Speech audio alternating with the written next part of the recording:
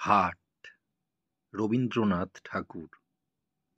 কুমোর পাড়ার গরুর গাড়ি, বোঝাই করা কলসি হাঁড়ি, গাড়ি চালায় বংশীবদন, সঙ্গে যে যায় ভাগ্নে মদন। হাট বসেছে শুক্রবারে, বক্সিগঞ্জে পদ্মাপাড়ে। জিনিসপত্র জুটিয়ে এনে গ্রামের মানুষ বেচে কেনে। উচ্ছে বেগুন পটল মূলো, বেতের বোনা ধামাকুলো, সর্ষে ছোলা ময়দা আটা, শীতের র্যাপার নকশা কাটা, ঝাঁঝরি করা বেরি হাতা, শহর থেকে সস্তা ছাতা, কলসি ভরা ইঁখো গুড়ে, মাছি যত বেড়াই উড়ে।